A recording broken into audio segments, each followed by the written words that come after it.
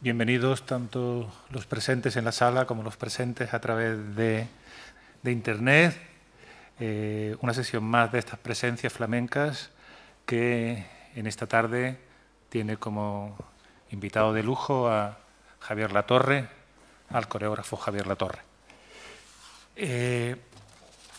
Voy a intentar, en mi diálogo con él, pues ir incidiendo fundamentalmente en aquellos aspectos de su vida profesional y en su relación con su propia experiencia vital que entiendo que más significativos son para que puedan conocer su trayectoria. Voy a empezar en un primer bloque que yo he planteado como coreografía, coreógrafo, con puntos suspensivos, leyendo un texto de algo que probablemente será un libro, un día de estos, una novela autobiográfica todavía en proceso de creación y que me ha parecido pues, muy significativa. Para mí, que soy una persona que creo, que conozco desde hace tiempo y bastante bien a Javier, me ha parecido muy significativo y que puede permitir que nos introduzcamos desde ya en las cuestiones, en las preguntas. Dice en un momento de esta novela que Javier escribe en estos momentos: estaba asomado al vacío con un principio de ataque de vértigo y con una visibilidad que reducía el escenario a unos 10 centímetros de boca. Cuando se apagó la luz de sala, se abrió el telón y comenzaron las 10 melodías vascas, con coreografía de Mariemma y música de Guridi.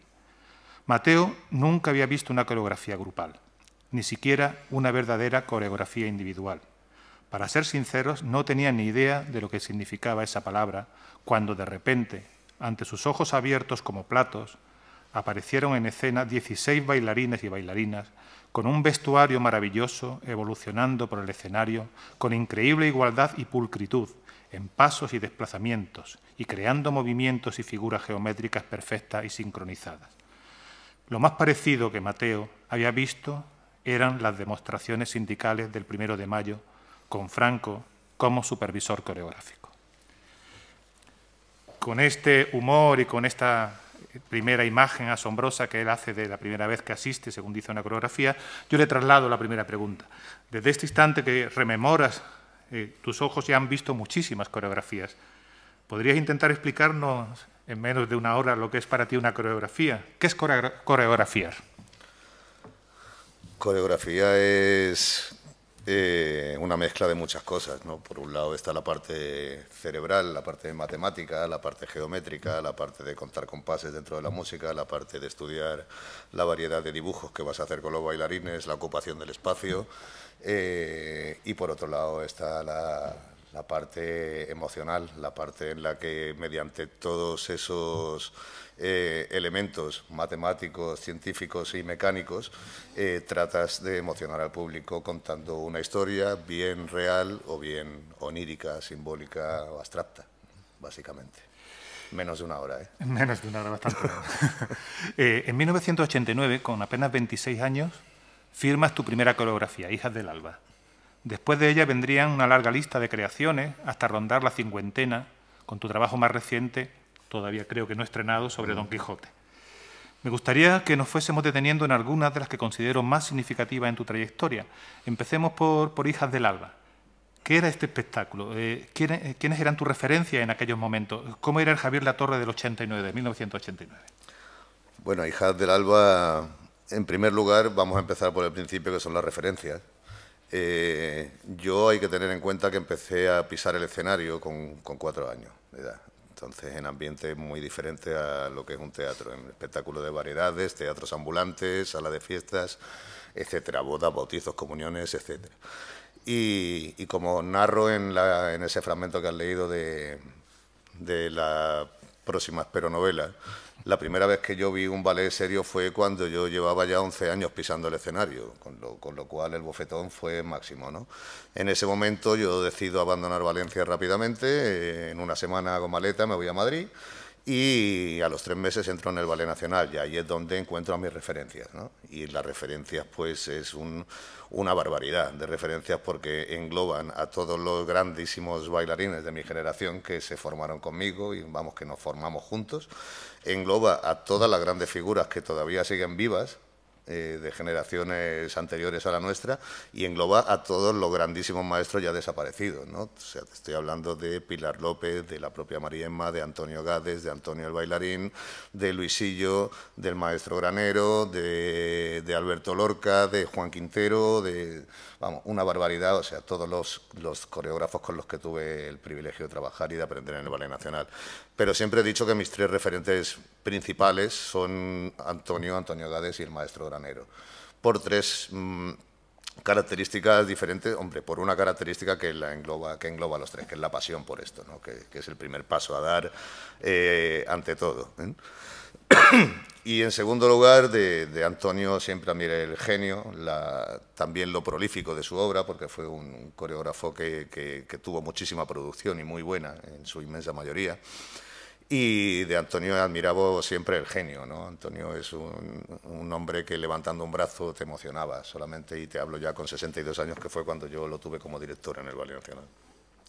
Luego de Gades siempre he admirado muchísimo la ética, la forma de ir por la vida y la forma de relacionarse con la gente que trabaja con él, desde la cercanía, desde la confianza, desde la amistad incluso, pero siempre conservando ese respeto imprescindible también, por otra parte, cuando estás trabajando con 20, 30 personas, ¿no? Él conocía perfectamente el equilibrio y de él siempre admiré eso, la ética y la estética, porque considero que Gades fue el que hizo que la coreografía pasara del siglo XX al siglo XXI, a nivel estético y a nivel de concepto visual, ¿no? Y por otro lado, el maestro Granero creo que ha sido el mejor contador de historias dentro de la danza española, con muchísima diferencia y con el culmen de esa Medea maravillosa que hizo para el Ballet Nacional con Manuel Sanlúcar y con Miguel Narros. Partiendo de esta base, Hijas del Alba fue mi primera obra, como tú dices, fue una consecución de acontecimientos. Yo acababa de salir del Ballet Nacional en el año 87. El año 88 me fui a Palma de Mallorca a cambiar completamente el uso horario. O sea, en vez de levantarme a las 8 y acostarme a las 9, me levantaba a las 9 y me acostaba a las 9, a las 10, pero de la mañana. Y allí conocí a Nuria Leiva, a Eva Leiva y a Asun Rodríguez y a María Fernanda Álvarez, con las que montamos Ciriap Danza, que fue la primera compañía, el primer proyecto que hicimos en Córdoba. Y Hijas del Alba fue la primera obra, digamos, de argumento, ¿no? De media duración, eran unos 45 minutos aproximadamente, que iba complementada con una primera parte que bien podía ser una suite española con piezas clásicas en playback o bien una suite flamenca con música en directo. Hijas del Alba fue una obra inspirada, que no basada en la casa de Bernarda Alba, y era el formato de obra que yo creo que así obligadamente teníamos que agarrarnos a él por la configuración de la compañía, ¿no? 4 mujeres y un hombre, vale. Luego pensamos que en la casa de Bernarda Alba no sale ningún hombre, entonces ahí vino pues, lo que vino la inspiración de en vez de convertir a personajes concretos, convertirlos en estereotipos, ¿no? Una era la represión, que diríamos sería la Bernarda, otra era la libertad, digamos, la sensualidad, que sería la Adela, y luego estaban los personajes intermedios, que era la timidez y la ignorancia, ¿no? Cada una representaba un poquito. Luego estaba el papel del ama de llaves, digamos, que era la conciencia, y luego estaba yo, modestamente, que era el deseo. El deseado. Entonces, hombre, estaba uno un poquito más deseable que ahora. Y esa fue la innovación dentro de la obra, porque cada vez que ellas pensaban cada vez que soñaban con el hombre, pues aparecía mi personaje detrás de una gasa transparente, como si fuera su subconsciente, ¿no? Y con un pantalón vaquero negro y desnudo de cintura para arriba, cosa que luego hizo 3 años después Joaquín Cortés y se hizo famosísimo. Me siento un innovador. Un año después, coreografías también para hacer jazz danza, La fuerza del destino. Háblanos de aquel montaje, de lo que para ti significó como reto y de la gente que estuvo implicada en aquel proyecto. El primer implicado fuiste tú, que fuiste el guionista y ideólogo y director de escena de la obra. Y la Fuerza del Destino fue un paso más y además importante en mi quehacer como coreógrafo, porque pasé de disponer de una compañía con 5 bailarines a disponer de una compañía con 20 bailarines. Y una obra de un formato de función entera, o sea, 1 hora 40 minutos, 45 aproximadamente creo que era la duración, con introducción, 4 actos y epílogo, o sea, con un formato de obra clásica, ¿no?, de repertorio. Y fue con motivo del bicentenario del nacimiento del Duque de Rivas, si no recuerdo mal. Cordobés, escritor cordobés, como todo el mundo sabe, que fue el autor de Don Álvaro de la Fuerza del Sino, novela en la que está basada La Fuerza del Destino de Verdi. Y como te digo, fue un paso importante en mi carrera, porque ahí empecé a aprender a manejar cuerpos de baile grandes, a manejar personajes con muy diferentes características, de diferentes edades incluso, porque recuerdo el papel del Marqués de Calatrava, que en un principio estuvo interpretado por un magnífico Enrique Pantoja, que eran ya personajes de cierta edad, y fue toda una experiencia. Y además la coincidencia en estas 2 obras también para mí importante fue que han sido las 2 únicas obras en las que yo he sido padre e hijo a la vez. Yo las he montado y yo las he interpretado en sus papeles principales. Por lo tanto, son mis primeros pasos de los que estoy muy orgulloso y a las que le tengo un grandísimo cariño a ambas. Y estaba también una jovencísima Eva Hierbabuena, ¿verdad? Fue en su primer papel en una obra de argumento con 18 años, y su marido Paco Jarana fue el autor de la adaptación musical de las melodías de Verdi a flamenco. Tú has manifestado en distintas ocasiones que 2 de tus grandes referencias artísticas, ha sido que uno de ellos ya ha hablado, Antonio Gades, y el otro Arévalo, el humorista. ¿Tiene algo que ver esto con la paternidad confesada de Rinconete y Cortadillo, con tu primera coreografía del año 2002? No, hombre, lo de Gades es cierto. Y, hombre, Arévalo no ha sido un referente artístico, pero sí ha sido un referente vital en cierta medida.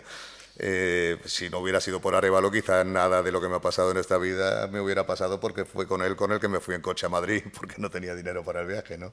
Y él había encontrado su primer trabajo. Esto nació todo de los principios en Valencia, donde toda esta serie de artistas trabajábamos en la sala de fiestas que había en Valencia, ¿no? Y entre ellos estaba pues Arévalo, estaba Parrita, estaba Francisco, el de la OTI, el famoso. Estaba Moncho Borrajo, que estaba estudiando medicina, creo, allí en Valencia, y también iba por los pubs para que le invitaran a copas y decía, deme una palabra y te hago una canción, etcétera, etcétera, ¿no? Y lo de Rinconete y Cortadillo, me imagino que es la conexión entre Arévalo y el humor, ¿no?, en mi obra coreográfica. Rinconete y Cortadillo fue una de las obras que más cariño le tengo por muchísimos motivos, ¿no? Primero, porque me supuso una cantidad inmensa de reconocimiento, ¿no? Entre ellos 2 giraldillos a la mejor coreografía y al mejor vestuario en la Bienal de Sevilla, el premio de la crítica en el Festival de Jerez, el premio Flamenco Hoy a la mejor compañía. Y aparte tiene la connotación muy especial de que ha sido el primer ballet flamenco en clave de humor, desde que empieza hasta que acaba, ¿no? Cuando históricamente todos sabemos que en el flamenco suelen ser puñaladas, cuernos y mal rollo y mucha sangre, ¿no? Entonces es una obra que le tengo un grandísimo cariño, y aparte tengo un sentido del humor muy acentuado que por algún lado tiene que salir. Y en ese momento salió por una grandísima obra, con además unos artistas que eran solistas, primeros bailarines y cuerpo de baile, todo a la vez, ¿no? Con unos magníficos Dani Navarro y Nacho Blanco en los papeles de Rinconete y Cortadillo, pero es que dentro del grupo pues estaba Rosario Toledo, estaba Adela Campayo, estaba Mara Martínez, estaba Paul Vaquero, estaba una cantidad de gente impresionante, de una calidad impresionante, ¿no? Una música magnífica de Juan Carlos Romero, y una música, por otro lado, también magnífica, pero que ha sido una de las grandísimas pesadillas de mi carrera, que es las composiciones de Mauricio Sotelo. No sé si han tenido ustedes el placer de escuchar algo de Mauricio, pero es música contemporánea pura y dura, ¿no? Mezclada con flamenco de una forma que no sé cómo lo hicieron ambos, pero no chirriaba en ningún momento, ¿no? Pero sí muy complicada de montar.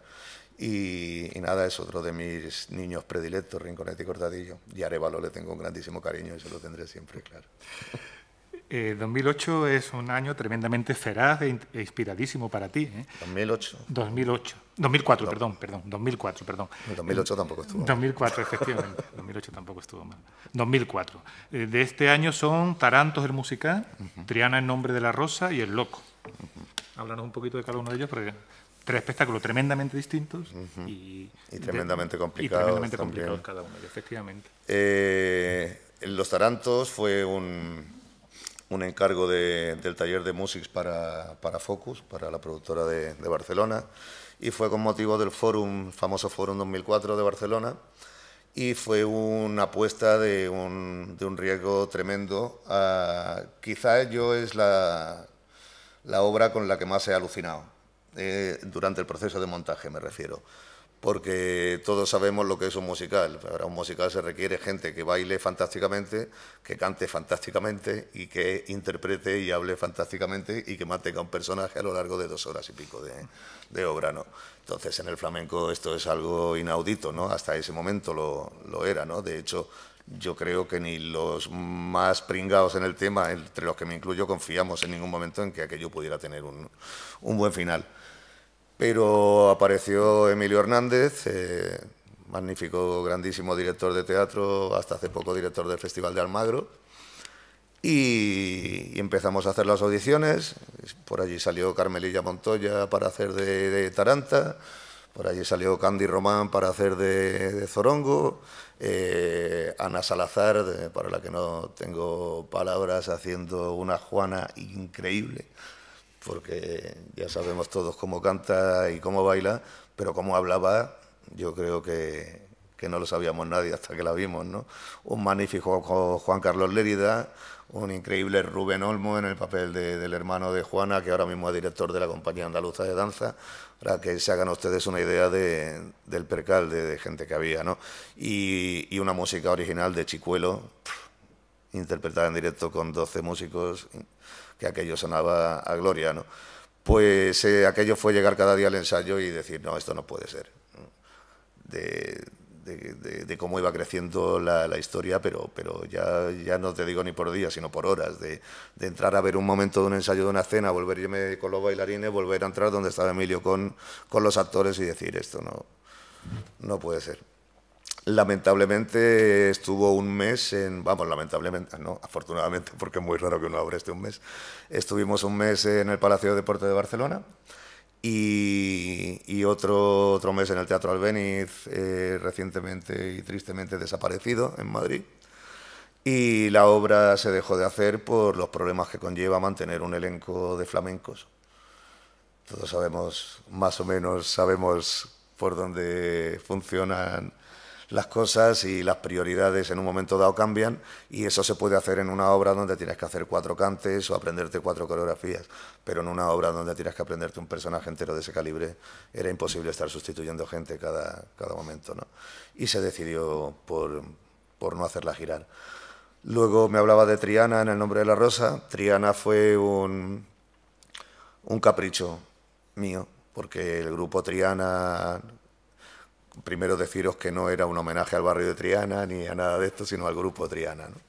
El grupo Triana es parte importantísima de la banda sonora de mi vida y siempre tuve entre ceja y ceja la obsesión de hacer un espectáculo con música de Triana, y ha sido una de las 6 obras, porque aunque parezca extraño, de las 52 obras que llevo montadas, solamente han sido 6 para mi propia compañía. Los otros 46 obras han sido encargos de 20 y tantas compañías y productoras ajenas, ¿no? Y Triana fue una adaptación de 15 temas del grupo Triana, traídos al flamenco, y como siempre en mi carrera, con una importantísima participación gaditana también, porque toda la adaptación musical fue de Ricardo Rivera, de Ricky. Uno de los cantadores principales era David Palomar. Estaba Anabel Rivera también, mujer de Palomar y hermana de Ricky, estaba Keco Baldomero en la guitarra, estaba Sergio Monroy al piano, no, pero me estaba intentando acordar de José, el bajista, ¿era José también? Ah, Alex, eso es. Y vamos, de 7, 8 músicos que había, prácticamente eran toda la formación gaditana, ¿no? Y este fue un lujo que yo me permití darme, que tuvo muy poco recorrido también. Estuvimos en el Festival de Jerez, en la Bienal de Sevilla, en Córdoba, y muy poquitas más funciones se hicieron. Y por último, de lo que me planteabas aquí, El Loco, la segunda obra que monté contigo, si no me equivoco también, fue un encargo para el Ballet Nacional. Y fue otro grandísimo reto. Quizás me están nombrando las más emblemáticas de las obras que he montado, ¿no? Ya se ve que me conoce. El Loco fue una apuesta grandísima porque estamos hablando de una producción para 36 bailarines, ¿no? Un presupuesto enorme, estatal, evidentemente, muy difícil que a nivel privado se pueda llevar adelante una producción de ese calibre. Y contaba la historia de... También se me ha ido el nombre del muchacho. De Félix el Loco, de Félix Fernández.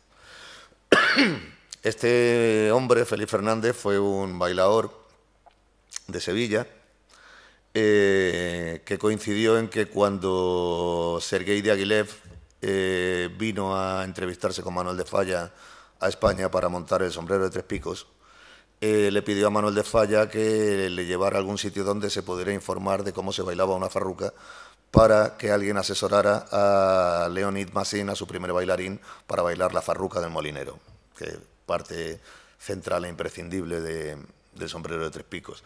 Entonces parece ser que Falla les llevó al Café Novedades de Sevilla, estamos hablando de 1917, 18 por ahí, a que vieran bailar a Félix, que era la atracción del tablao, Félix y su farruca.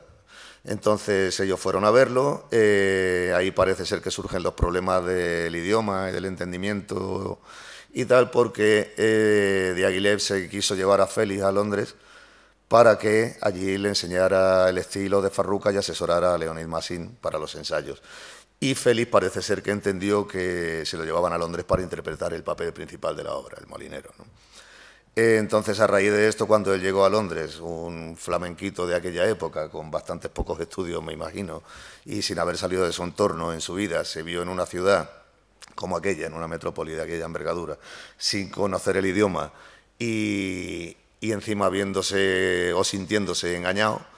Cuenta la leyenda, no se sabe muy bien, que este hombre se volvió loco, salió corriendo del Teatro Alhambra, que es donde se estrenaba la obra.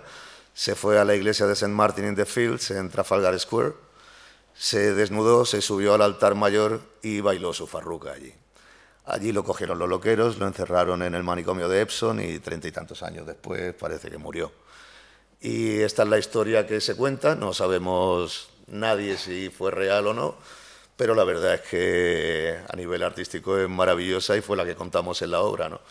Con un resultado yo creo que excepcional, con música de la parte flamenca de Juan Manuel Cañizares, la parte, digamos, abstracta o de la locura con música de Mauricio Sotelo, una vez más, y con fragmentos, evidentemente, del Sombrero de Tres Picos de Falla, ¿no?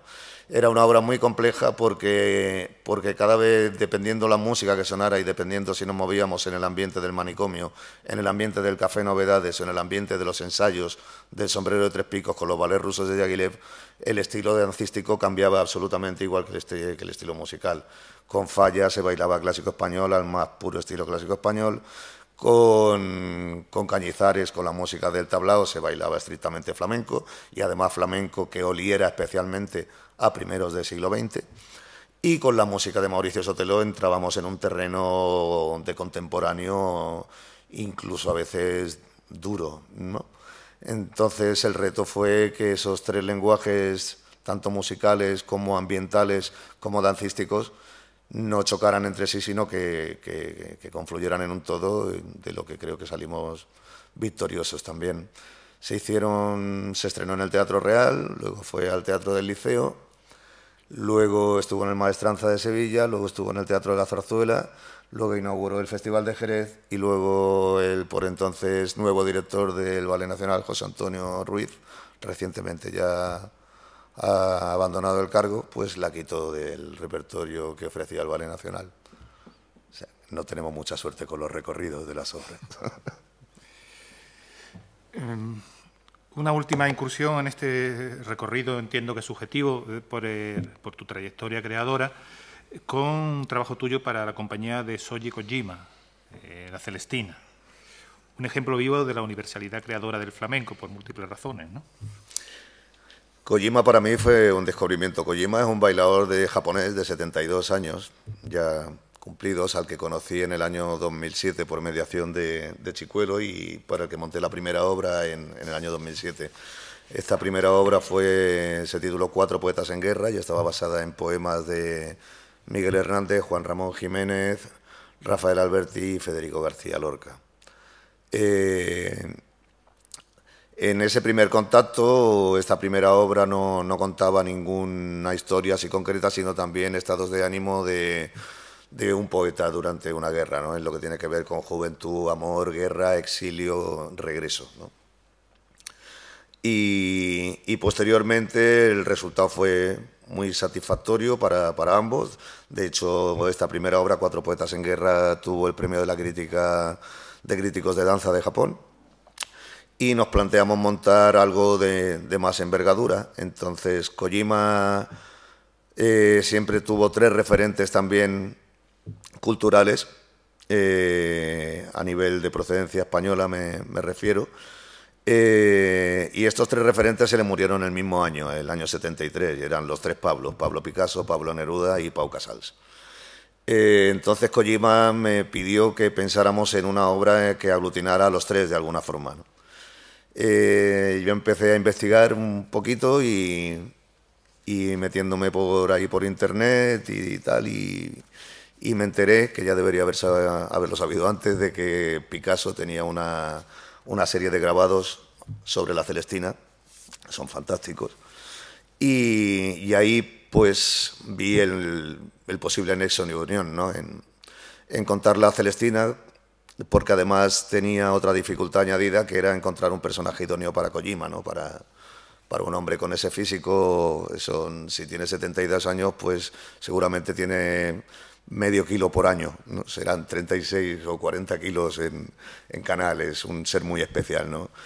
Y yo pensé que el personaje de la Celestina le iba que ni al pelo, entonces lo travestimos y lo convertimos en una vieja alcahueta fantástica, ¿no? A todo esto le unimos poemas de Pablo Neruda en 5 de las 11 escenas, que salen evidentemente de 20 poemas de amor y una canción desesperada. Convertimos el Me gusta cuando callas porque estás como ausente en una farruca, en un paso a dos precioso, eso, con Calixto y Melibea, evidentemente. Y la parte que le correspondía a Pau Casals, pues lo que hicimos fue, porque Pau Casals no fue compositor en sí, fue más bien intérprete, ¿no? Sobre todo intérprete. Y sabíamos que las piezas preferidas para interpretar, las más famosas que tenía Pau Casals, eran las sonatas de Bach. Entonces hay 2 escenas que están contadas por medio de 2 sonatas de Bach, y el final, la muerte de los amantes, es con la música del Cant dels Ocells, que es la pieza emblemática por antonomasia de Pau Casals. Y con esto construimos una obra que yo, como perfeccionista compulsivo y como insatisfecho compulsivo que soy, en 45 años, 25 de ellos como coreógrafo que llevo en mi vida, he sido capaz de sentarme en un patio de butacas tranquilamente a ver una obra mía. Y esta vez ha sido la primera vez que lo conseguí. Me parece que es la primera obra que monto que no tiene ningún bajón.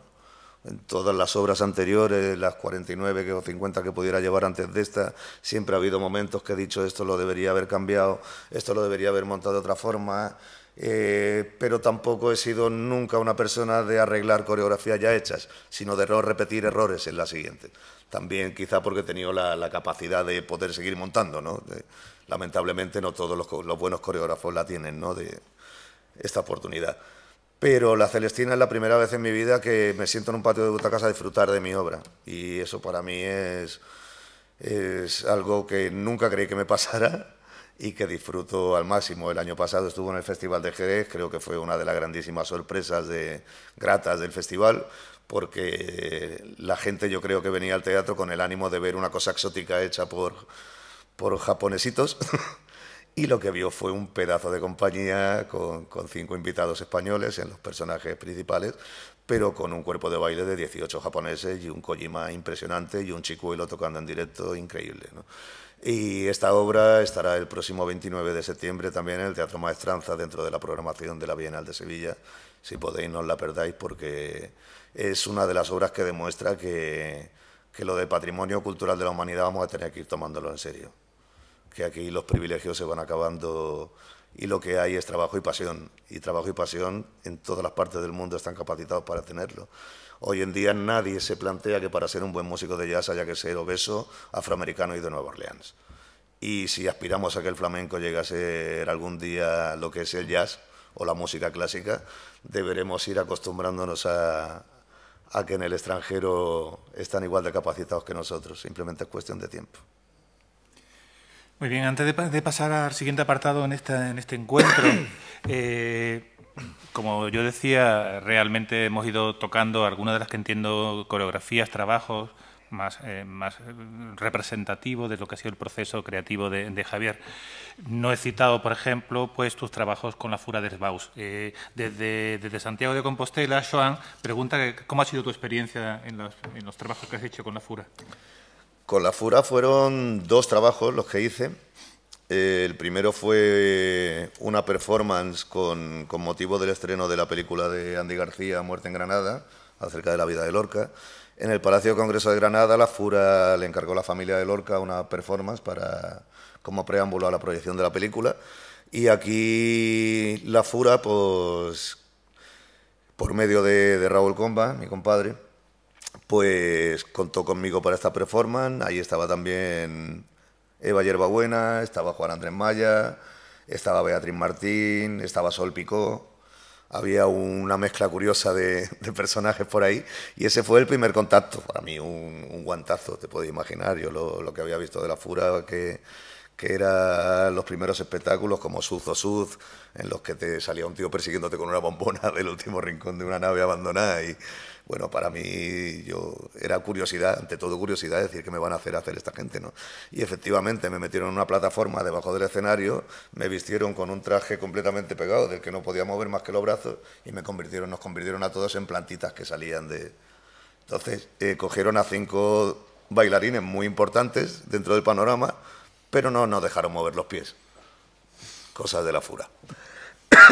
Posteriormente a esto hice una muy buena amistad con Hansel Cereza, que era uno de los miembros fundadores de la Fura. Hoy en día ya ha abandonado el grupo. Hansel Cereza, para que os hagáis una idea de quién es el director de acrobacia aérea del último espectáculo del Circo del Sol, basado en música de los Beatles, Love. Y Hansel Cereza fue el que me llamó para la realmente primera colaboración importante con la Fura, que fue una biografía de Federico García Lorca, que encargó la familia de Lorca para la clausura del centenario en el 98. Y me llamaron para hacer el personaje de Federico, lo que para mí fue un subidón impresionante, ¿no? Porque ahí me cambiaron todos los registros, tuve que adaptar no solamente mi coreografía, sino mi propio baile, ¿no?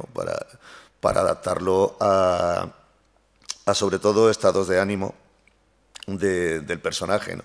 Ahí la muerte la encarnaba una cantante de color que seguramente os sonará, Concha Buica. Me cantaba Concha Buica y medio jazz, medio flamenco, y el baile se tenía que adaptar también a eso, y no solamente era la dificultad del baile, sino la dificultad de emocionar con el personaje, ¿no? Era una obra típicamente furera, y además con la connotación de que era la primera vez que la Fura usaba la palabra en el escenario. Estaba llena de textos la obra, ¿no? Y posteriormente con Hansel Cereza tuve la ocasión de volver a trabajar en Poeta para el Ballet Nacional, con música de Vicente Amigo, que fue otra de las grandes obras que he montado en mi carrera, y además con el detalle de que el propio Vicente estuvo tocando 13 días en directo con la Orquesta Sinfónica de Madrid en el foso del Teatro de la Zarzuela. Y para esta obra la escenografía y la dirección escénica también fue de la Fura. Y luego, posteriormente, trabajé también para Eva Yerbabuena junto a él, con 5 mujeres 5, de la que monté un fragmento. Y ahora, recientemente, acabamos de estrenar con el Ballet Nacional también en el Teatro de la Zarzuela Ángeles Caídos, del que él ha sido también ideólogo, guionista y director de escena, y yo he hecho una de las partes de los fragmentos coreográficos. Con lo cual, la relación con la Fura, no tanto con la Fura, sino con Hansel, un furero de pro, ha sido larga y densa y muy prolífica y muy enriquecedora. Muy bien, pues pasamos ahora a un segundo apartado dentro de este encuentro, que yo le he puesto el título de referencia de Flamenco y Flamenco, bailarines y bailadores, maestros y usurpadores.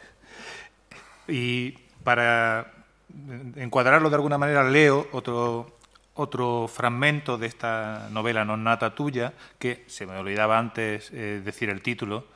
El título provisional es Si lo sé, vengo antes. Dice en otro momento de estos capítulos que ya tienes escrito: tras 2 horas interminables, a las 5 en punto, Mateo, el nombre que utiliza Javier para designar al personaje, que evidentemente es él, vio por primera vez la silueta desgarbada de Gades, acercándose desde el fondo de la calle. Conforme se iba aproximando, aquella pequeña figura con pantalón de pana y jersey de cuello alto se fue convirtiendo en un gigante mitológico a los ojos de Mateo, quien inmóvil, solo tambaleándose levemente por los indisimulados empujones que su amigo le daba para hacerlo reaccionar, fue incapaz de articular palabra alguna, ni siquiera para identificarse. Ya has hablado antes de Antonio, así rememoras la aparición de Antonio Gades ante tu mirada adolescente en tu Valencia natal. ¿Qué significa para ti Antonio Gades? Algo has dicho ya. Háblanos de los maestros, de tus maestros. Eso que siempre citas incluso en tu blog, yendo así contra la costumbre española de renegar de los maestros. Háblanos de tus particulares grandes nombres de la coreografía en general y de la coreografía flamenca en particular, más allá de lo que ya nos has contado al principio de esta charla, de los 3 de Antonio y de los 2 Antonios de Granero. Yo creo que el que reniega de sus maestros es porque no aspira a serlo nunca, porque nadie quiere que le hagan lo que no le gustaría que le hicieran a él, ¿no? En ese sentido, para mí, mis maestros son mis padres, y no solamente es que no quiera ocultarlo, sino que lo llevo muy a gala y me siento muy orgulloso, porque además creo que no me parezco a ninguno. Eso yo creo también para mí que es el misterio de no aprender solamente con uno, sino de aprender con todos. La única forma de no parecerse a nadie es estudiando con todos, ¿no? Para mí ya no es solamente un síntoma de respeto, sino de cariño y de reconocimiento, evidentemente. Y pues, me preguntabas, perdón, la segunda parte de la pregunta. Sí, de tu maestro, aparte de lo que ya has estado hablando, de los 2 Antonios y del maestro Granero, ¿cuáles son otras referencias tuyas de los que tú consideras tus maestros? De los que te he dicho antes, hombre, de los grandísimos coreógrafos. Luego, hombre, ha habido maestros de los del día a día, ¿no? De los de Amor de Dios, de los de la Escuela del Ballet Nacional, y ahí tengo que citar por fuerza a Betty, Victoria Eugenia, tengo que citar por fuerza a María Magdalena, a Aurora Pons, a Juana Taft, a Paco Fernández, a Ciro, a Pedro Azorín, a Paco Romero, a una inmensidad de maestros que no solamente los teníamos en las 5 o 6 horas de ensayos con el Ballet Nacional, sino que luego al terminar los ensayos nos íbamos al mítico Amor de Dios, a la escuela de danza mítica, a seguir tomando clase con los que no teníamos en el Ballet Nacional, ¿no? O sea que ya te digo, afortunadamente pillé una época en la que estaban todos, y todos en plenitud, ¿no? En ese sentido, mi máximo reconocimiento, ¿no? Y mi máxima suerte también. Y la segunda parte me decías a nivel coreográfico. No, básicamente era esto. Básicamente. Sí, te hablaba un poco de no solamente de la coreografía flamenca, sino también tu referencia en la coreografía en general, de coreógrafos. Sí, aquí me gustaría incidir también, porque si bien de los que te he nombrado anteriormente he aprendido in situ cómo manejar a la gente, cómo se mueve, cómo tratar la música, dónde meter los pies, dónde meter las escenas de grupo, cómo tratar un paso a dos, etcétera, etcétera, yo realmente, conceptualmente, he aprendido tanto, no quisiera decir más, pero sí tanto de ellos como de coreógrafos no flamencos. En ese sentido, creo que el ballet clásico es una referencia, evidentemente, sea tanto La Celestina como El Loco, como obras de este tipo, tienen la estructura de un ballet de repertorio clásico, o sea, de una Giselle, o del Lago de los Cisnes, o del Cascanueces, etcétera, etcétera, ¿no? Y a nivel conceptual y a nivel de puesta en escena de ideas, los contemporáneos, ¿no? Y los neoclásicos nos llevan un siglo y pico de ventaja, ¿no? en ese tratamiento, empezando desde Martha Graham, ¿no? Y en ese sentido, pues tengo auténticas referencias como son Jiri Kilian, Matzek, Maurice Bellard, sobre todo. Muchísimos, estaría nombrando muchísimo tiempo, a Roland Petit, a Caroline Carson, una barbaridad de gente, ¿no? Desde hace bastantes años tú también ejerces tu propio magisterio a través de muy distintas actividades docentes. ¿Qué intentas enseñar y, sobre todo, en qué insistes especialmente que no deben aprender tus alumnos? ¿En qué insisten lo que no deben aprender? Hoy en día está bastante fácil. Para que aprendan lo que no deben hacer, les digo que pongan la tele y poco más, ¿no? No, estamos también en la disyuntiva esta de si es beneficioso o no lo mediático, ¿no? Y otra pregunta que yo siempre me hago, ¿ser mediático significa ser no creativo? Yeah. Parece que va una cosa unida a la otra muchas veces, ¿no? Y en este caso, en el ámbito del flamenco, bajo mi punto de vista, no conozco tantos otros campos, pero aquí es mucha la importancia que tiene esto, ¿no? No, yo a los alumnos lo primero que trato de inculcarles es lo que te comentaba antes, pasión. Eso es lo primero. Yo quiero que un alumno mío que entra por primera vez a mi clase salga del estudio bailando y deseando volver al día siguiente, igual que yo salía de pequeño del cine de ver las películas de Bruce Lee, haciendo karate por la calle, como los locos. Esa es la primera premisa, la primera. La segunda premisa que hay que inculcar, una vez hay pasión, lo siguiente es más fácil, porque si hay pasión no hay sacrificio. Entonces, yo hoy en día como maestro, más que maestro me gustaría hacer la diferenciación también, porque para mí maestro es el artista que eleva a la máxima potencia su arte, ¿no? Y para eso no es necesario haber dado una clase en tu vida a nadie, ¿no? Para mí maestro era Antonio, el bailarín, por ejemplo, ¿no? Que nunca dio una clase. Para mí yo lo llamaría docente, yo prefiero llamarme docente, porque además entiendo que un docente, un profesor, no debe solamente enseñar a bailar, sino a ir por la vida. Y ahí entra Gades también, ¿no? Y tiene que enseñarle una ética. Gades decía que sin ética no puede haber estética. Y estoy completamente de acuerdo. En el fondo, si no hay ética, en el fondo hay fealdad. Y antes se pilla un mentiroso que a un cojo, decía mi madre. Y en ese sentido, lo que trato de inculcarles es seriedad, pasión, espíritu de sacrificio, porque no todos los días se levanta uno con ganas a las 9 de la mañana de agarrarse a una barra de ballet o de ponerse una bota para hacer una tabla de pies, ¿no? Y entiendo además que es una profesión tan sacrificada como corta e ingrata, pero es tan grata cuando es grata que vale la pena absolutamente. Tú has sido un intérprete, bailarín, bailador, intenso y extenso. En esta faceta sigues diciéndole un largo adiós que nunca acaba los escenarios. Estás despedido no sé cuántas veces de los escenarios. Háblanos de esta faceta tuya de bailarín, bailador. ¿Cómo ha evolucionado tu baile? ¿Sigue necesitando bailar? Cuéntanos un poco. No. De hecho, me he retirado una vez nada más y la próxima será la definitiva, seguramente. No, decidí retirarme va para 9 años, con 40 años.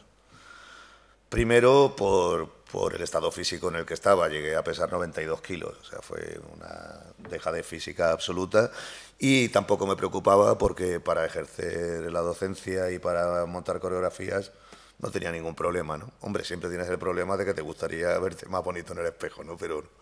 Pero no... en mi caso, las 3 facetas en las que he desarrollado mi carrera, la interpretación, la coreografía y la docencia, me han satisfecho por igual. Con lo que para mí no ha sido duro dejar el escenario o semi-dejarlo como estoy ahora, porque ahora realmente lo que hago es aparecer en el escenario en 5 o 6 ocasiones al año y por cosas concretas y especiales para mí, ¿no? Pero nunca tuve la necesidad de salir al escenario desde ese momento. ¿Y cómo ha evolucionado mi baile? Hombre, en la medida en que va degradando el físico, pues por fuerza no es que lo vayas adaptando, se va adaptando solo, ¿no? Como te decía, llevo 45 años bailando casi, llevo 4 operaciones, 3 en la rodilla, 1 en el tobillo, tengo artrosis, estoy muy machacado ya, son muchos años, ¿no? Entonces, en ese sentido creo que, hombre, en ejecución, evidentemente, en fuerza, en fondo, digamos, ha bajado, evidentemente. Pero la gente dice que levantas una mano, vale. Y a mí me encanta que a la gente le guste cómo levanto una mano, pero a mí me encantaría pegarme 7 piruetas y unas cobillas de 10 minutos todavía, ¿no? Pero en ese sentido estoy teniendo mucho cuidado de elegir lo que bailo, siempre piezas que tanto en el tiempo como en la intensidad estén adaptadas a la forma física la que tengo ahora, con casi 50 tacos ya. Y, por ejemplo, he hecho Poema Sinfónico, que estuvo en Jerez con la compañía de Anabel Veloso, en la que interpretó a un director de orquesta de mi edad, que vuelve a un teatro y por medio de los instrumentos que va destapando va recordando su vida. En ese sentido, pues me siento a gusto haciendo esto, ¿no? Ahora, por ejemplo, el año pasado y voy al Festival Flamenco de Moscú, y lo que hago aquí es un baile solista mío propio, pero lo que hago es pegarme el capricho de llevarme a gente con la que me encanta bailar. El año pasado lo hice con Karen Lugo, que es lo que tuvimos también con El Duende y el Reloj, una de mis últimas obras también. Y este año voy con Concha Jareño, con La Moneta y con Hugo López. O sea, son galas en las que comparto escenario con gente que me apetece mucho, ¿no? Y sobre todo suele ser con jovencitos, para que mi falta de forma esté justificada. Haznos una radiografía sucinta de cómo ves el baile hoy y dinos también, desde tus ojos y tu nariz, en qué bailadores, bailarines de futuro deberíamos fijarnos. Hoy se baila mejor que nunca, eso a nivel técnico, me refiero, ¿no? Yo no sé si es por la edad, pero a mí me da la sensación de que en mi época se vivía más para bailar y hoy se baila más para vivir. Yo nunca tuve la aspiración de tener un piso propio hasta, me parece, los 37 o 38 años, y porque en la gestoría me dijeron, tío, invierte en algo si no se lo va a llevar a Hacienda. Nunca he tenido coche ni carnet, o sea, ya lo único que me faltaba para volverme loco era tener que conducir. Y en mi época el dinero que se ganaba era para seguir tomando más clases, normalmente, y te alquilabas un piso entre 4 o 5 y ya está. Y hoy en día yo no conozco un nene que esté empezando a bailar que no tenga un coche, piso. Las prioridades han cambiado, eso es evidente, ¿no? Y eso implica que por un lado se baile mejor, mucho mejor técnicamente que antes, pero que lo que ves en el escenario tenga mucha menos chicha también que antes. Hay muchas excepciones, afortunadamente, y si yo tuviera que aconsejar en quién fijarse, podríamos estar un ratillo también, sobre todo en mujeres. Mujeres es cuestión, no sé si de supervivencia, pero por cada hombre que baila bien hay 10 mujeres que bailan magníficamente bien.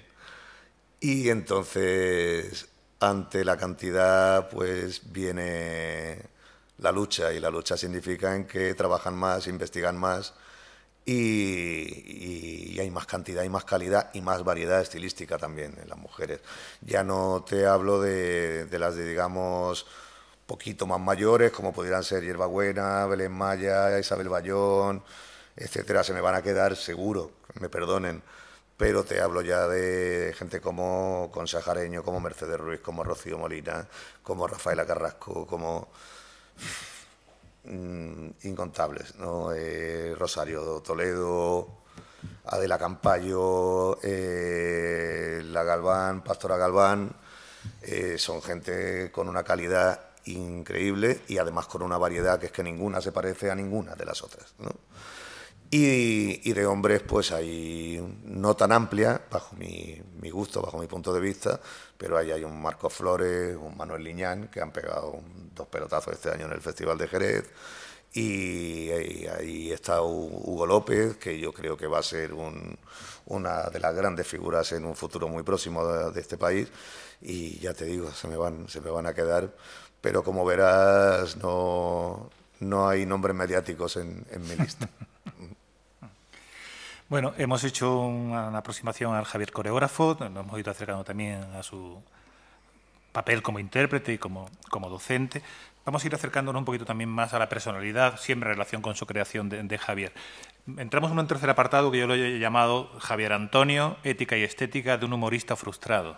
Leo otro párrafo que es el que comienza exactamente, este sí lo sé, vengo antes, de su recuerdo. Si es cierto que los afortunados tienen una flor en el culo, de Jaime Almenas, bautizado como Mateo Béjar, se puede decir que nació con una floreada corona fúnebre enmarcando el repujado vertedero. El acontecimiento tuvo lugar una noche gris de la tardoprimavera de 1963. En esa época todo era gris, aunque luciera un sol radiante en Valencia, una ciudad poco flamenca. El Sanatorio José Antonio, nombre recurrente en su posterior renacimiento, fue el lugar donde vio la luz del primer foco, el del paritorio, y a punto estuvo de maquillarse, aunque al ver a su madre en un estado tan lamentable, al médico y a la comadrona con las batas blancas estampadas en sangre y otros fluidos, y a la monja murcielegueando por la habitación, insistiendo cansinamente para que le pusieran el nombre del santo del día, de lo que le entraron ganas por primera vez fue de salir corriendo.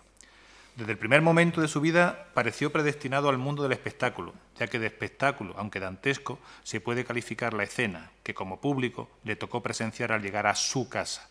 El elenco estaba formado por Nicolás, su padre, enfermo terminal, su madre Teresa, desbordada e indefensa, sus 3 hermanos, Nicolás, Maite y Luis, su abuela Tomasa y Pedro, su tío divorciado. Todos ellos empotrados en un camerino vivienda azul de 30 metros y representando a diario, sin día libre y en sesión continua, las piezas tituladas Grita un poco cuando pueda, Quítate tú para ponerme yo y el monólogo emblemático del repertorio de su madre, Qué ganas tengo de morirme. Este es el comienzo de su novela. Jaime Almenas, bautizado como Mateo Béjar, Javier Antonio García Expósito, rebautizado como Javier Latorre. Qué esquizofrenia, ¿no? Cuando te miras al espejo, ¿a quién ves? No, está muy claro, veo a los 4. No, lo de ponerle un seudónimo, un nombre que no es el mío a la novela, es simplemente una licencia para sentirme un poquito más libre a la hora de contar cosas, ¿no? Íntimamente libre, me refiero, pues todo el mundo, si es que alguna vez se edita, todo el mundo sabrá que lo he escrito yo, ¿no? Pero no sé, me sentí un poquito más tranquilito. Y respecto a la esquizofrenia, yo muchas veces, y soy consciente de ello, me cuesta mucho separar la vida artística de la personal, quizá porque es que realmente no hay ninguna separación.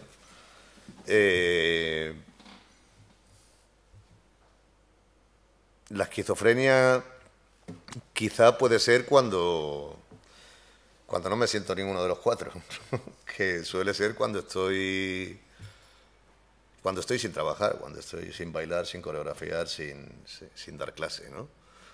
Pero no, ha llegado un punto en mi vida, además que como buen Géminis tengo una amplia capacidad para abarcar diferentes personalidades, ¿no? Ha llegado un momento de mi vida que son todos lo mismo y todos son la misma persona. Yo lo dejaría en Javier y punto, pues realmente tampoco me crea ningún conflicto psicológico, ni personal, ni de ese tipo, ¿no? Con lo cual no. La esquizofrenia será para que me vea de fuera, quizás. Tu vida no ha sido precisamente un camino de rosas. Sin embargo, la dureza de tu vivencia apenas si se ha puesto de manifiesto en tu obra. ¿Lo ves tú también así? ¿Has escondido realmente buena parte de esa dureza de tu vida en tu obra?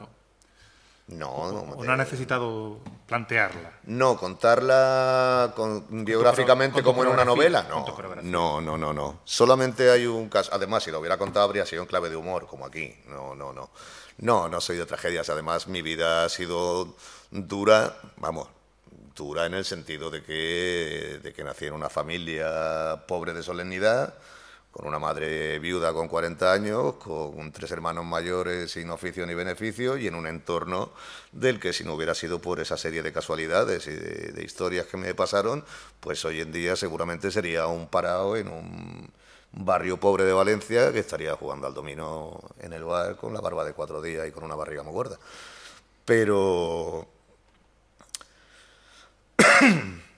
no sé por dónde iba. Sí, hablando de alguna manera, no has hecho No, presente que no, en no, tu no, obra. no, porque realmente es que no soy consciente de haber sido infeliz en ningún momento. De hecho, los momentos más duros que he pasado, que han sido muy duros, vuelvo a insistir, como la esquizofrenia, seguramente mucho más duros vistos desde fuera que desde dentro. Y esto pasa porque yo llegué a Madrid en el año 79 con 16 añitos, en plena explosión de todo. Entonces, pues me pilló en medio de toda la explosión y viví de todo, evidentemente, ¿no? Pero nunca lo viví como una tragedia. De hecho, gracias a experiencias de ese tipo, no es algo que yo aconseje, evidentemente, pero gracias a ese tipo de situaciones, muchas veces he conocido a gente increíble, he pasado por situaciones límite muy grandes que me han llevado a conocerme un poquito más y a saber hasta dónde uno puede llegar o no. Y como siempre digo, he salido vivo e ileso de ellas, ¿no? Entonces, todo lo que encuentro en mi pasado y en mi vivencia son aprendizajes, ¿no? No he tenido... no he vuelto a repetir errores, casi nunca, siempre se vuelven a cometer, ¿no? Pero eso es lo que te forma como persona y eso es lo que te enseña a vivir. Y también considero que habría sido muy difícil haber montado 52 obras de temáticas muy diferentes si uno no tiene vivencias previamente para contarlas, ¿no? Si uno se tiene que basar en lo que a él le pasa para mostrar tu personalidad, tanto fuera como dentro del escenario, pues bienvenido sea, ¿no? No me arrepiento de nada, salvo del daño moral siempre, no físico, que le haya podido haber hecho a gente a la que quiero mucho, ¿no? Pero por lo demás, puede que en una de mis coreografías, pero sin quererlo, en Cosas de Payos, la que monté con música de Enrique Morente para la compañía andaluza y que clausuró el Día de España en la Expo de Lisboa, puede que esa obra contenga algo de autobiográfico, pero es muy, muy difuso, ¿no? Los tiempos que corren y los que vienen son muy malos tiempos para la lírica. ¿Crees que lo son también para el flamenco? Esos son golpes bajos. No. Yo creo que en tiempos de crisis, aunque no sea el mejor camino posible para llegar a ello, se clarifican muchas cosas también y se limpia mucha sobra también, y creo que al final quedan los que realmente son, y los que realmente son no creo que vayan a tener problemas para seguir trabajando en esto, ¿no? Yo, de hecho, el año pasado, en estos 4 últimos años, estoy montando 2, 3 obras por año. La cantidad de cursos que doy por todo el mundo no ha bajado en ningún momento. Incluso eso, como he vuelto a bailar un poquito, pues incluso también he completado la tercera fase con la interpretación. Con lo cual, malos tiempos para esto siempre son, si aquí no nos hace caso nadie. Y si hablamos de la danza, tengo una coletilla desde hace muchos años. La cultura es la última prioridad en este país, en tiempos normales. Y la danza es la última prioridad dentro de la cultura. Y el flamenco es la última prioridad dentro de la danza, seguramente porque se supone que esto se mantiene solo, a base de genios que se supone que salen de motu propio, así por ciencia infusa. Pero nos vamos manteniendo y creo que la mentalidad de los flamencos, sobre todo en el baile y en la guitarra, ha cambiado muchísimo. El cante tiene la dificultad del idioma y creo que también un poquito de la cerrazón de los propios cantadores, pero el baile y la guitarra se han abierto al mundo entero y ahora mismo nuestro campo de acción no es España, es el mundo mundial. Hay países como Brasil, como Rusia, como Taiwán, como China, que están ahora mismo empezando a ver lo que es esto. En Estados Unidos, en México, en Japón llevamos siglos ya, pero en los países realmente emergentes ahora mismo hay una explosión increíble y hay campo para que los que son realmente buenos trabajen de sobra. En relación con esto, ¿quién o quiénes deben pagar el flamenco? ¿A quiénes o a quiénes deben arrimarse los flamencos para poder llenar su nevera? A los señoritos. No, yo siempre he sido contrario a las subvenciones y a que lo público meta mano en lo cultural. Yo creo que la época más gloriosa de la cultura mundial fue el Renacimiento, y allí no había Ministerio de Cultura, allí había mecenas y gente que disfrutaba con esto y que invertía en esto. Y yo creo que ese debe ser el camino, porque yo lo que pido de las administraciones no es una subvención, yo lo que pido es que yo me pago mi obra, pero luego darme 30 funciones para que pueda ponerla en el escenario. Lo que falta no son subvenciones, lo que faltan son circuitos, lo que falta es crear público y lo que falta es educar al público. Porque yo he tenido experiencias lamentables. He estado 2 años, a principios de 2004 y 2005, creo, estuve impartiendo la cátedra de Pedagogía y Coreografía de Flamenco en el Conservatorio Superior de Málaga. Y los alumnos solamente conocían a Joaquín Cortés, a Antonio Canales, a Sara Vara y a Rafael Amargo. No conocían a Antonio, no conocían a Antonio Gade. El día que murió Pilar López, dije, ha muerto Pilar López, y me dijeron, ¿quién es? Yo me quería morir también, junto con Pilar, ¿no?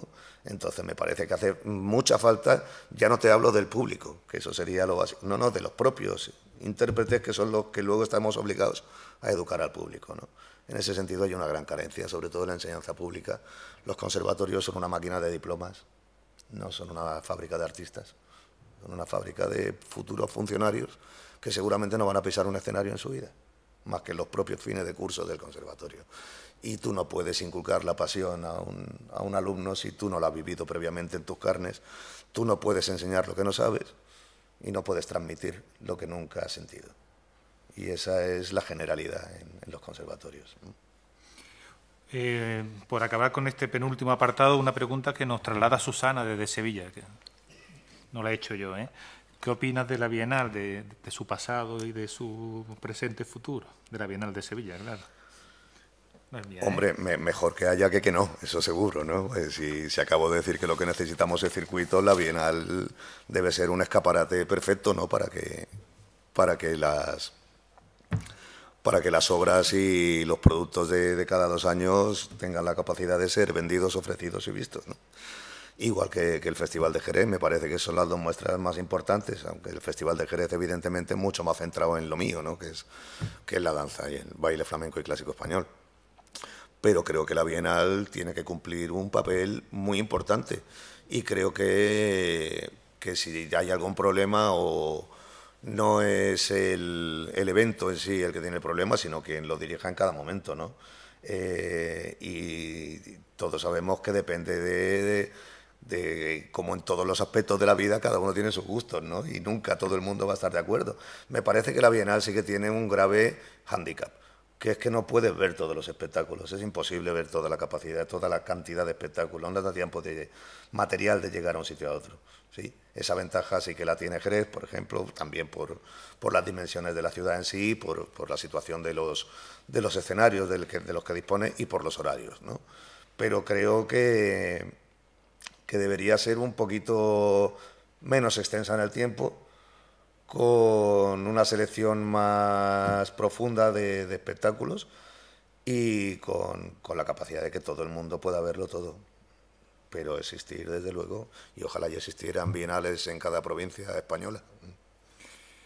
Muy bien, estamos ya en el último apartado de las preguntas que yo le quería trasladar a Javier. Este último apartado lo he llamado La Torre y Freud. En 2011 el Ministerio de Cultura te concedió el Premio Nacional de Danza en la categoría de creación. Si hubieses tenido que ser tú el encargado de convencer al jurado para que te lo concediera, ¿qué le habrías dicho? ¿Qué mérito habrías aportado tú en tu favor para que te dieran el premio? Dármelo, por Dios, que tengo a los niños comiéndose entre ellos. No sé, yo... Sí, creo que no sé, no he sido muy buen manager de mí mismo nunca, ¿no? Creo que para mí ha sido secundario siempre el dar una imagen externa. Tú lo sabes también, soy bastante incorrecto políticamente, hablo bastante claro, y con esos datos es complicado que te concedan un premio oficial. Por lo tanto, me siento mucho más emocionado, ¿no? Porque por haberlo recibido, porque muy poco antes de esto tuve la ocasión de estar en el Ministerio defendiendo mi proyecto para dirigir el Ballet Nacional. Y todo el mundo sabe que no lo dirijo, evidentemente. Y no voy a decir que salí defraudado del tema, porque evidentemente todo el mundo tiene derecho a exponer sus proyectos y todo el mundo tiene la capacidad de llevarlos adelante, ¿no? Pero mi relación con el Ministerio de Cultura, para que todo el mundo tenga una idea, cuando fui a esa reunión para defender mi proyecto para el Ballet Nacional, me recibió el director general del INAEM y le dije, llevo 45 años bailando.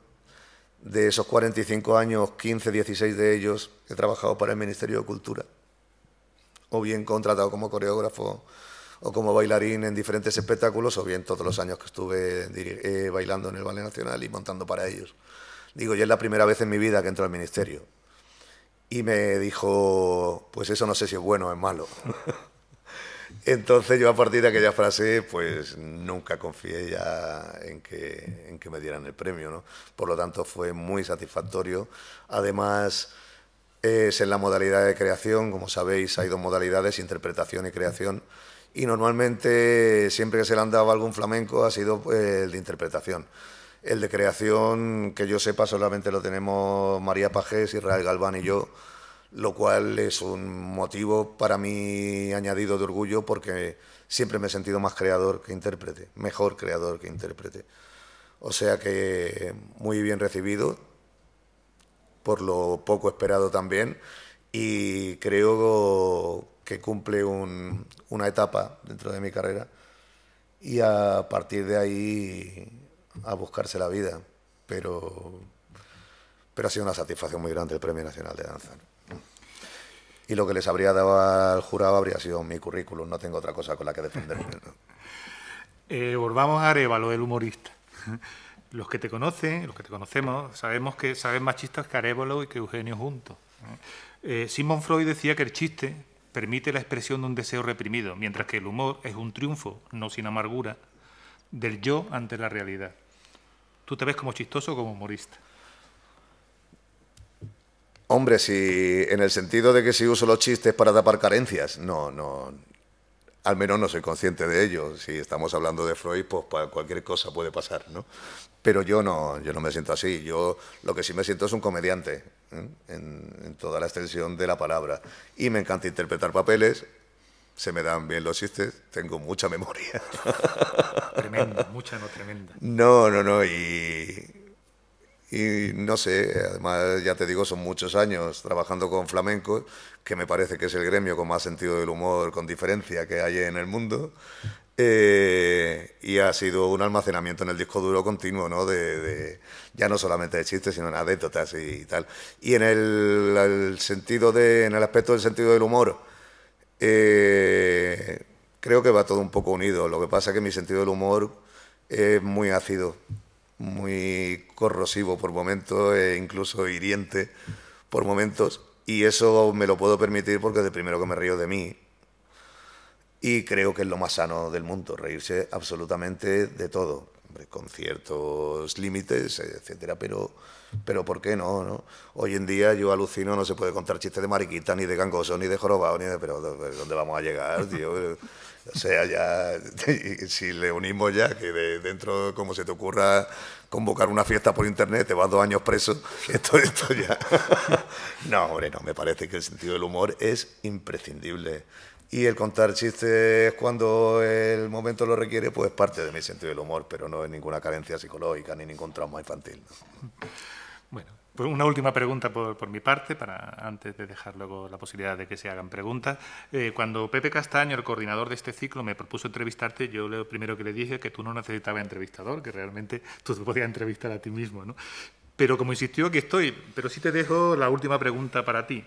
¿Qué quiere preguntarle Javier Latorre a Javier Antonio García Expósito o al contrario?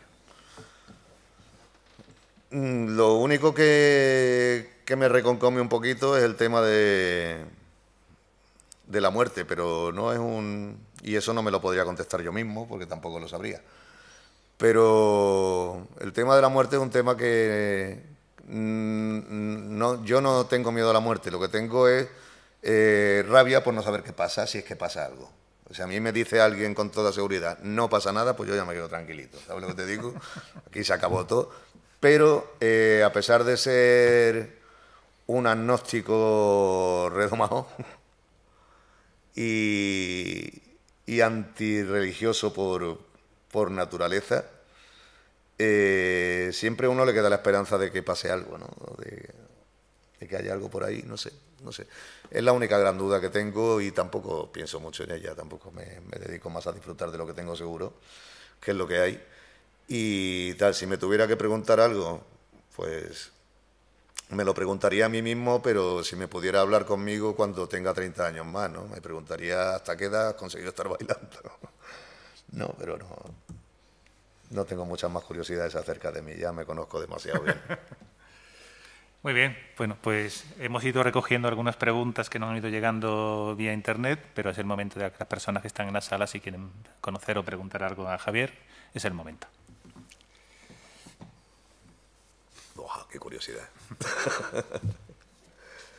Ya lo he dicho casi todo yo. Pues yo sí que quiero decir algo para despedirme de los que estáis aquí y de los que estáis por ahí, por las ondas electromagnéticas y los cables de fibra de vidrio.